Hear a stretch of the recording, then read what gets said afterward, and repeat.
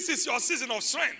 This is where to determine the depth of your foundation, which will define the ultimate height of your destiny. Hello everyone, welcome to our channel. The message you're about to hear from God's servant Bishop David Oyedepo is such that will transform your life. Please get your notepad and let's go into it. God bless you as you listen. I am glad to God I didn't play away my childhood days. I'm glad to God I was a stranger to my peers when I was growing up. I thank God I was not mistaken for a playboy any period of my life. I thank God that when they were junketing about, I was hiding around and reading all readables and decorating the future yet unborn.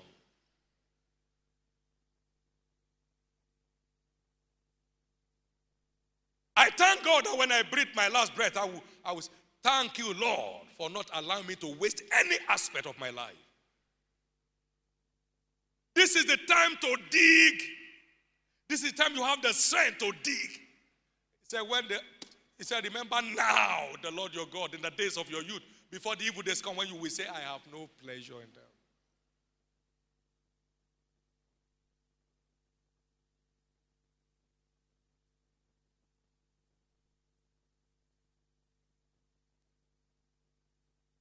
I used to say humorously to my old man before he died, I said, you must come to Shiloh, you must always, okay, what you are learning there, when do you want to use it?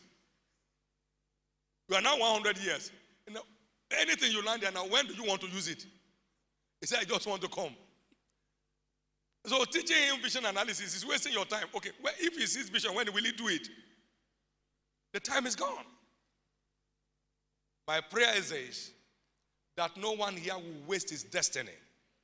There are some of you sitting down here. After leaving school, you may not meet 25 years after. Your paths may not cross. Each one is in his place. So why would you allow somebody you will never meet in 25 years' time to finish your life for you today?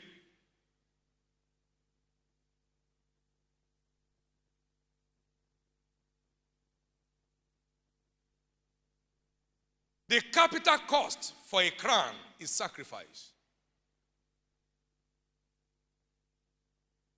Sacrifice is the word. We all agree that value is a function of cost. How much you are willing to pay is what determines how much value you are out to possess. Go to the car market and there are cars of various kinds. You find cars at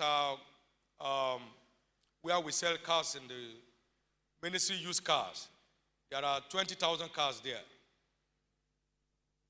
But you will have to tow it to move out of the place.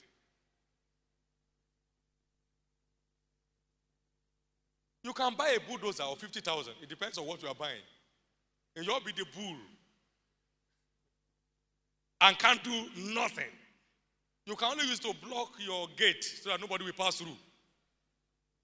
But the cost of carrying it to where you will put it is more than the amount you have paid for it. There are cars who can start the engine from your room. You press the button and the engine will be warming before you come out. But you know you pay for it. You pay for not wanting to go downstairs to start the car. It's all a function of cost. So the value of any life tomorrow is a function of the cost that the owner of that life is willing to pay.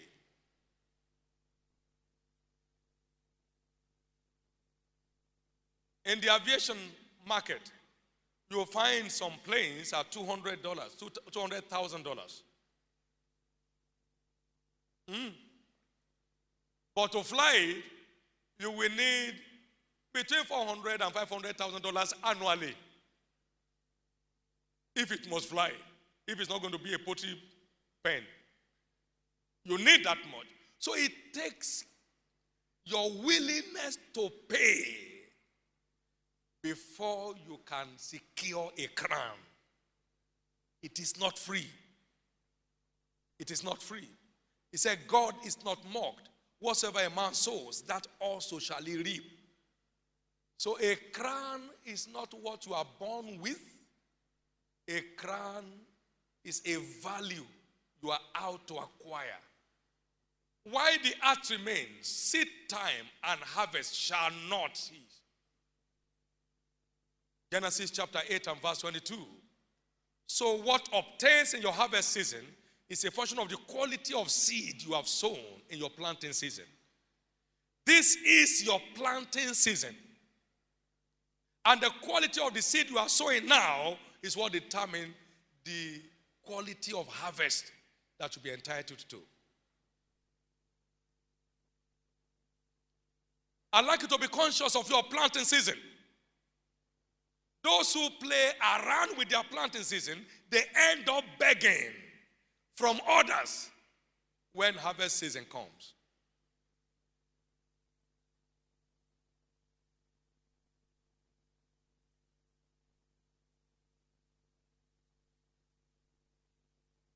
God is not mocked. Whatsoever a man sows, that also shall he reap. And we are told that he that sows sparingly, what happens? He shall also reap sparingly. And he that sows bountifully shall also reap bountifully. In Luke chapter 12 and verse 49 and 50, he said, I have come to set fire on the earth. And what will I, if it be already kindled? But I have a baptism to be baptized with, and how am I straightened until it be accomplished? So every man that would generate a global impact will pay a global price. Luke 12, 49 and 50. There are a number of people here who are out to make a living. Their mission on earth is how to make a living.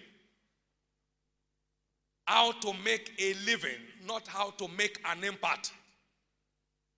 So there are classes of people in the world. There are many Nigerian Harvard graduates that are still part of the irresponsible citizens of Nigeria. So it's supposed to come out of Covenant University and still be a useless Nigerian. It depends on how much you are willing to pay to make a difference.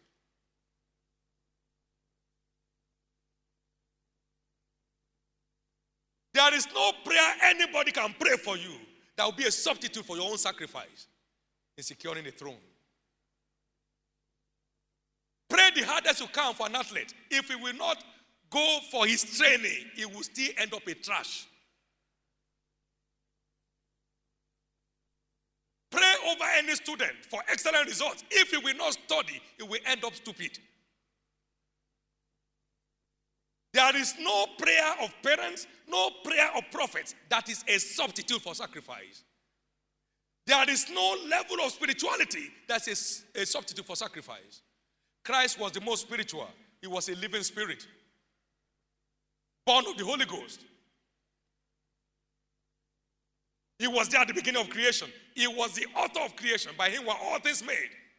Yet he said, for me to accomplish my mission, there is a price to pay.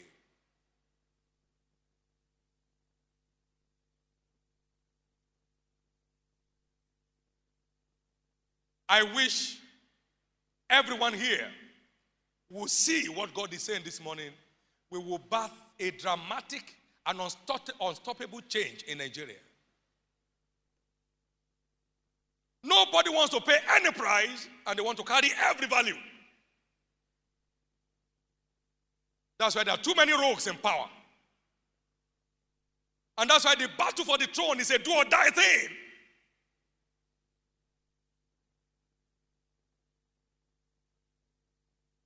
Because of the robbery of the national cake.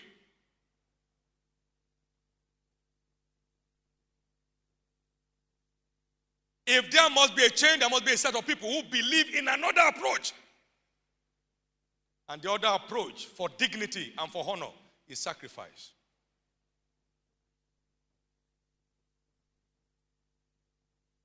My Bible says, seest thou a man that is diligent in his business? He shall secure a throne, for he shall stand before kings. He shall not stand before mere men. Proverbs 22 and verse 29. Seest thou a man that is diligent in his business?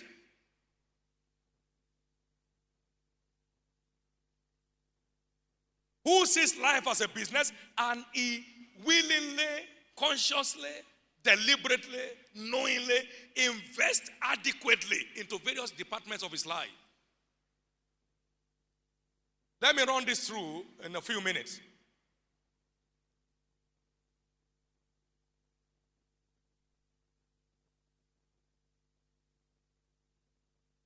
There are two broad aspects of your life: your spiritual life and your career life. There are two major departments of your life: your spiritual and your professional or career life. I have said here that spirituality is the security of every destiny, because every life is utterly vulnerable without God. Every life is utterly vulnerable without God. So spirituality is the security of every destiny. To be spiritually minded is life and peace, and to be carnally minded is death. This is the hour to invest into the spiritual department of your life. I've written to you, young men, because you are strong and because the word of God abided in you and you have overcome the wicked one. This is your season of revelation accumulations. This is your season. These are the times you get to know certain things that will help to stabilize you in the days of trouble, the years to come.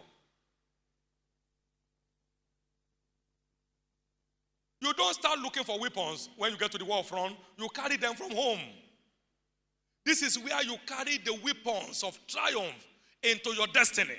It is in the days of your youth that you gather them.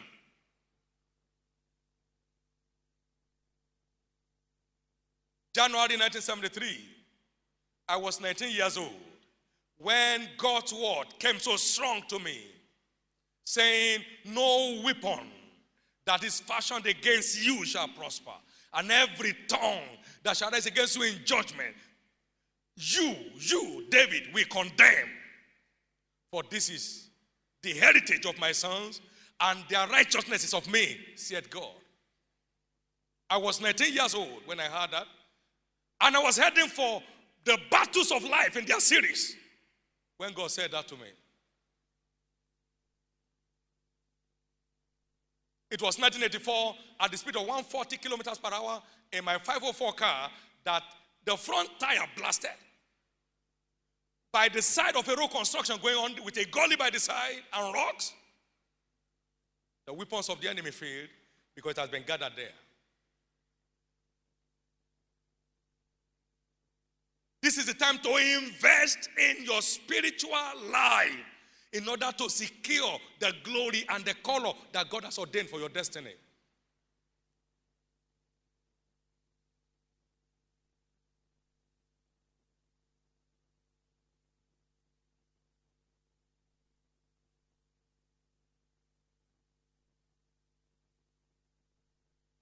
Those who do know their God, they shall be strong and they shall do exploits.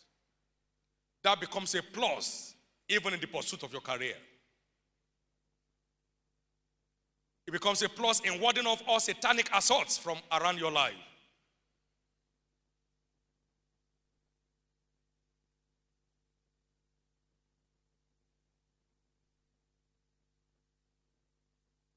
You don't have to be a minister of the gospel or a calling to minister or preach the gospel to be spiritual.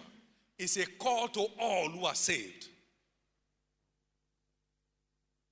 Because when an evil spirit is cast out of a man, he goes about in dry places seeking rest. When he finds someone, he says, hey, let me get back to where I was driven away from. And he found it empty and garnished. So he came and invaded that life. And the end of that life was worse than the beginning. We are all here at Covenant University. Every demon tormenting you have been chased out.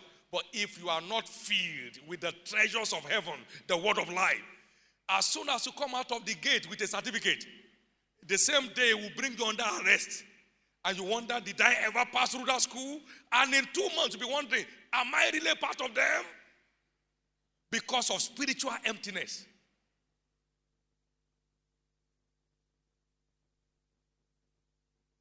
So without adequate spiritual investment, your destiny is vulnerable. Your destiny is vulnerable. That's why many vibrant people in school come out of school and there is no reflection that they ever loved God or served God, because they were only in activity. They were not in spirituality.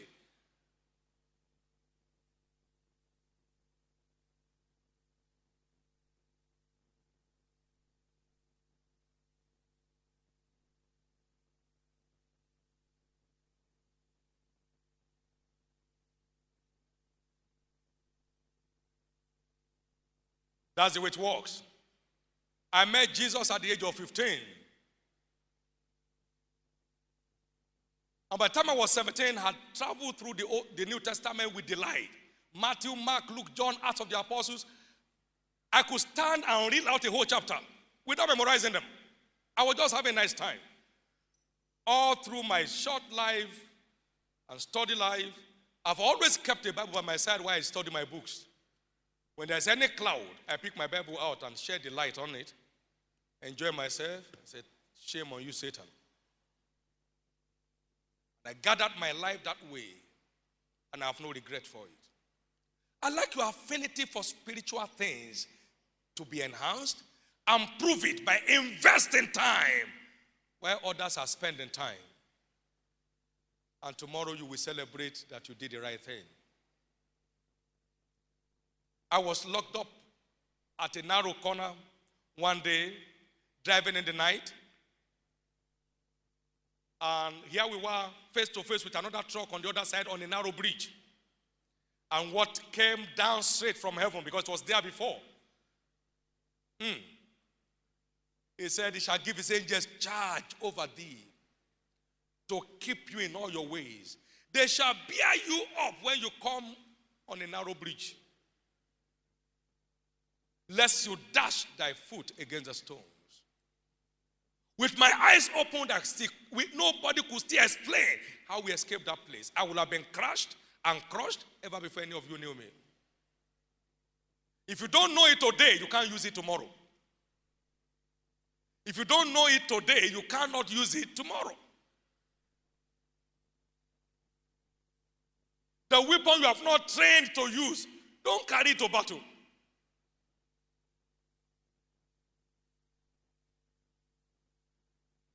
Please wake up. This is your greatest hour of opportunity to give your destiny the kind of shape that you desire.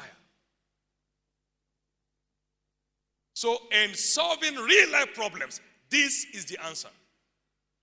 Thank God for great careers, but there are no substitutes to dealing with the problems of life. Problems are problems at every stage. Every career. There are MD of banks who have not eaten this morning because what is awaiting them in the office tomorrow, they don't know how to go about it. There are great importers who have invested billions because it's their money. But now they don't know where the ships are and they don't know what is happening. Somebody met me today and said, the mother's goods have arrived since last year. Maybe last year, September or thereabout. Customs have not released the goods. Okay, where will be the profit? After paying demurrage? And if you took money from the bank interest?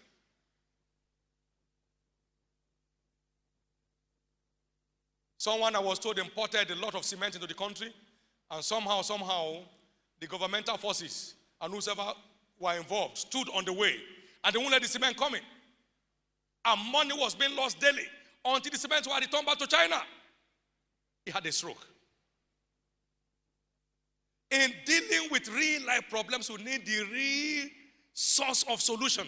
And God is the real source of solution to real life problems. So spirituality is key to securing your destiny. Spirituality is key to securing your destiny. Spirituality is key to securing your destiny. And of course, the second department of your life where you need to invest is your career.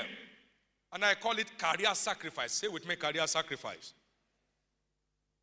Now, before I leave spiritual sacrifice, I think it's important for you to know that certain forces cannot be dealt with without prayer and fasting. Can I have these kings and queens say with me, prayer and fasting?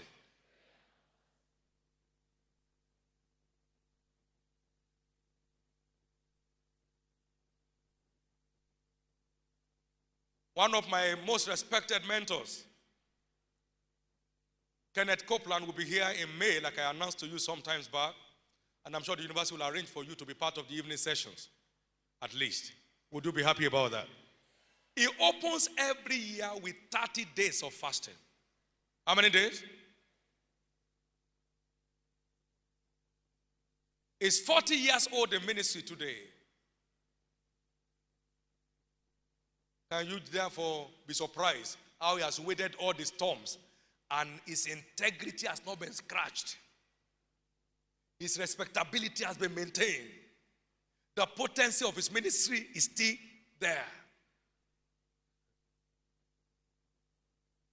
Prayer and fasting.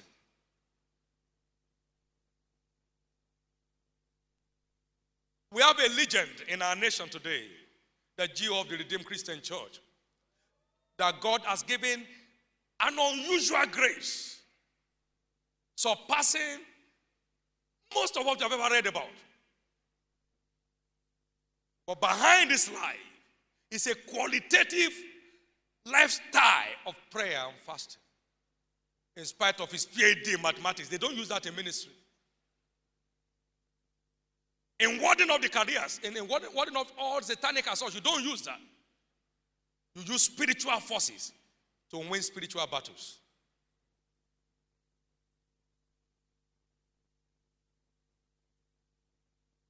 To open up this ministry, fasting was there. Because all hell will be broken loose on every precious destiny. And I must tell you, every devil is envious of you now because of where you are going. Where you are going is the reason why God brought you here. He will always prepare his vessels before he can position them. Each of you has a crown preserved for you by God. And Satan is wondering, why must this tiny girl wear this crown? Why must this tiny boy wear this crown? I'm going to confront him. I'm going to challenge him. I'm going to tear him apart. And Jesus said, this kind goeth not out, but by prayers and by fasting. I will have lost my wife.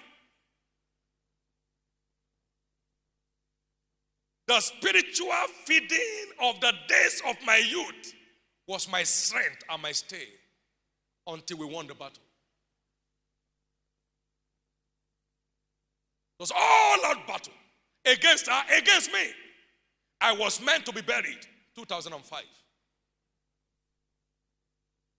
That you are doing good does not mean that we won't hate you. In fact, the more you do good, the more he hates you. He doesn't want anybody to do good. Why must he be doing bad and you be doing good? Are you better than him? We must be doing bad together. You are out now with a vision to add value to Nigeria. The devil will not cut you down. I'd like you to understand this. If you don't understand this today, when the fire begins to burn, you will remember this man told you.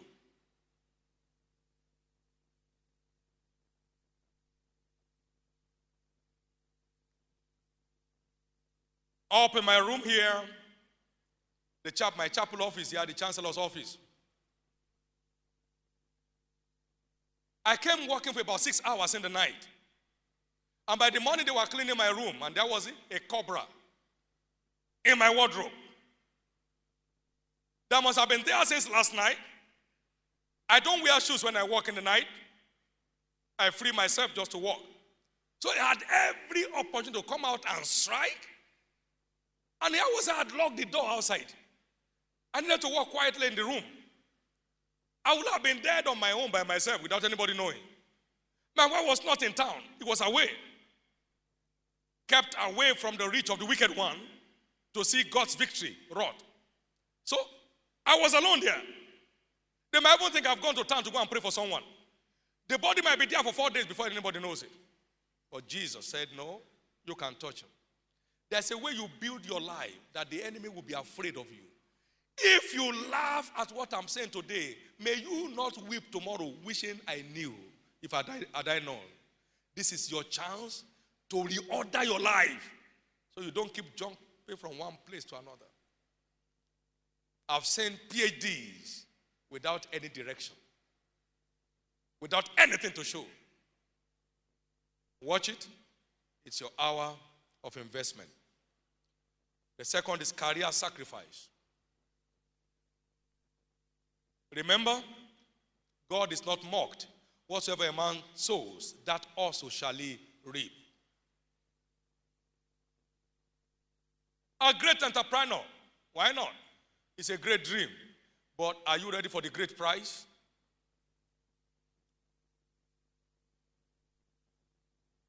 Which must begin with information sourcing. Which must begin with a commitment to research. Finding out the secret behind the greatest entrepreneurs of the day.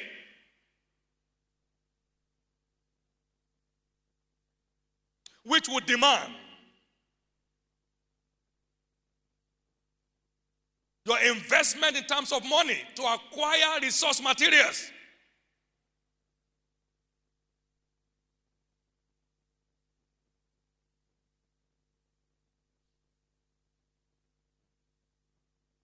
I had this very interesting story of a young man who was going into soap making business. Happens to be a relation. And this young man, I told him, if you want to do this, go and learn how they do it. You can't transfer driving into flying, can you? There's a very good driver, so if there's a plane to fly, he has been driving for 20 years, what is in a plane? Is it not to go through the tarmac and then read the manual? So he went for the training. And after 1 week, he said he has finished. I said, no. What do we do for life? You can't finish training for it in 5 days. He said he has finished. I said, I don't agree. He said, I finished. I finished. And because I was to be involved financially, I don't want him to think that because I don't want to give him my own part of the money. Maybe that's why I say he has not finished. Okay, this is money. So he went and got an unusual order. Open-ended order. Say with me, open-ended order. That is as many as you can produce, we will take to distribute from the marketing company. The first one he made, 50 cartons.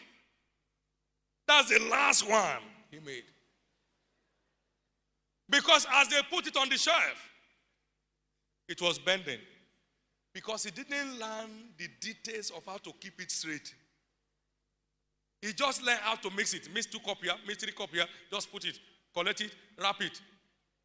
That was the end of his soap making ministry. It ended there because of inadequate training. Inadequate training. He was not willing to sacrifice for the career of his dream. So after 3 days, after 5 days, he has learned how to make soap that he will be doing for life.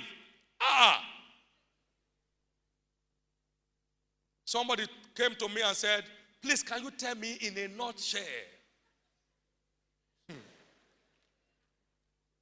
the secret of success in ministry? I said, what? Not what?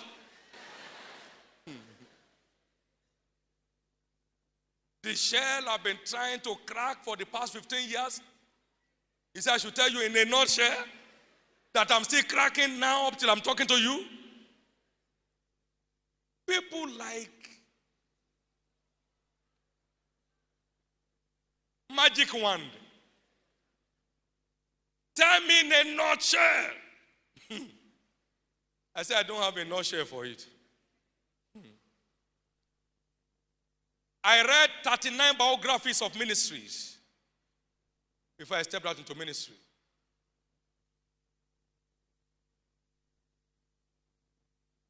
I remember when we were having our first son, I was studying the life of Charles G. Finney. I forgot that my wife had gone to the hospital. It was bad. Please forgive me.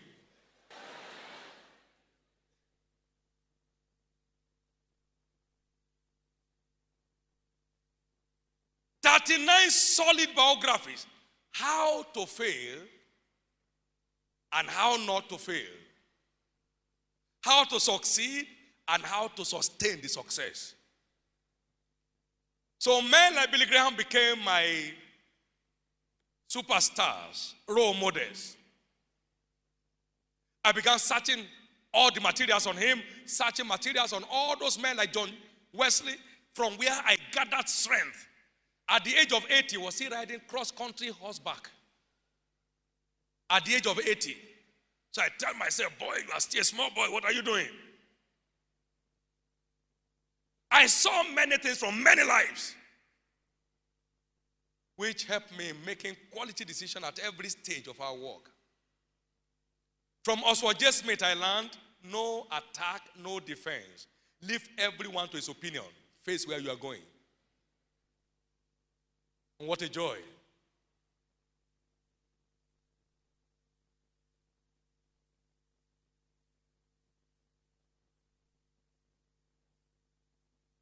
The story behind the glory of Lester Sumrall, E.W. Kenyon, all of them. And I saw the systematic way they grew their ministries and the things they suffered in building it. I read the story of Kenneth Copeland, how they were only two on the staff, himself and his wife. And they had two children. So the wife will carry one on the back and one in front, and will be the one selling the tapes at the end of the service. Copeland will be the one to set the stage, carry the speaker, put it there in his jeans, and set everything, and then go back home to quickly change to his suit, and then come back to teach. That was investing into my career in order to maximize my potentials in his pursuit. You can't want to go into industry or to be an industrialist without understanding the trade of industrialization. You need to.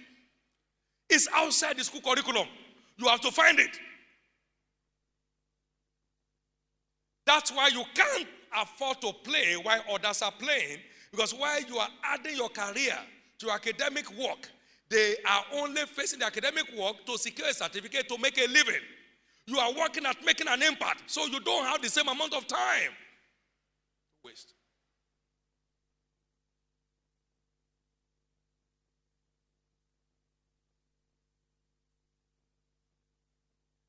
I have this cutout here of Daewoo Corporation.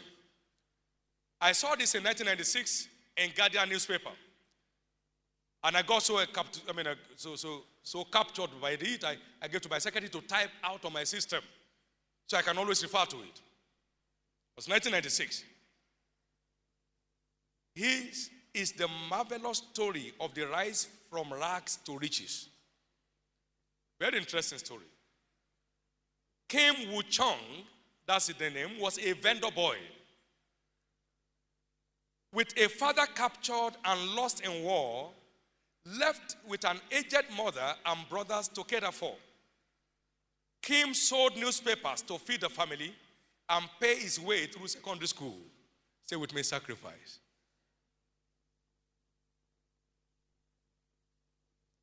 Then he borrowed 10,000 to found the Daewoo Corporation about 30 years ago. Today, that was 1996, Daewoo manufactures 3,500 products.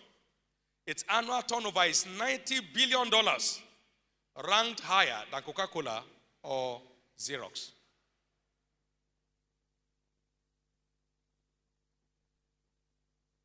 Sacrifice. I'll read one section of this.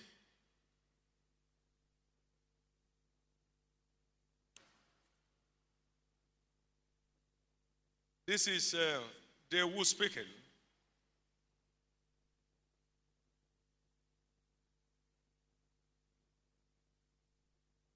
Work is something very precious. Say with me, work is precious. And cannot be evaluated merely in financial terms. It is the same with study. You should study until the point when someone says that you have gone bonkers over studying. Did you ever notice the sparkling eyes of a thoroughly absorbed student? I tend to get fluttered when people ask what your hobbies are, because I cannot think of a single hobby, particularly if a hobby is something you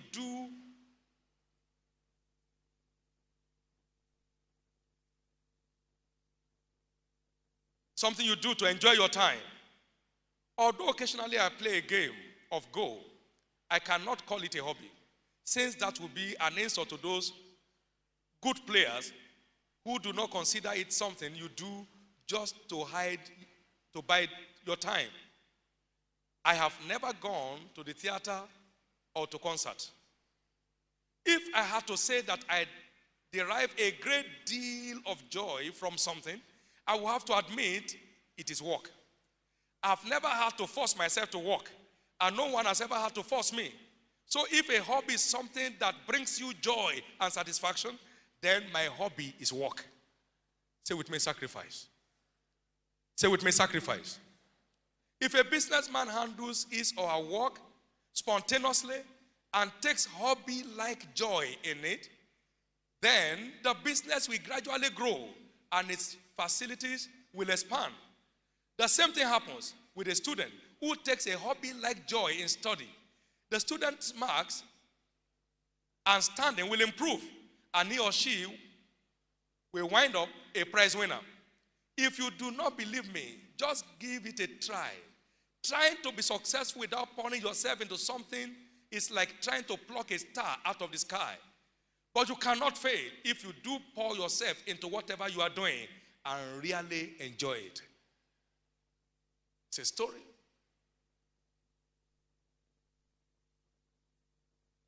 That is the unpalatable secret of greatness in any pursuit.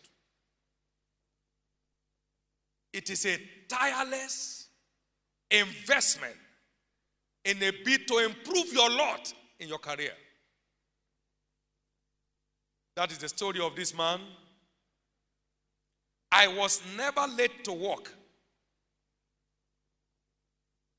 and never took a day off because of the inexpressible joy I derive from accomplishment.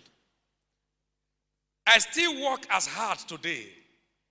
For me, the fun of a round of golf or an exciting movie cannot even begin to compare with winning an order at a rug of war meeting with prominent international business personalities. That's how they grew.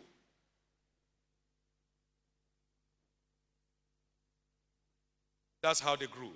I used to have one of my friends who said to me, as I look at you, I said to myself, would this man kill himself? When work becomes a thing you really enjoy, you invest in it excitedly. Yesterday, I got another shelf in my toilet in the office because the ones in the office is full. So we were loading it up yesterday. And I said to my associates, I said, you see, I'm happy that there are still more materials to search. There are still more things to do. Please get out of here knowing that what you invest into your career today is what you find out of there tomorrow. Sacrifice is the capital price for a crown. Seest thou a man that is diligent, skillful in his business, he shall stand before kings, he shall not stand before men. May the Lord grant you understanding.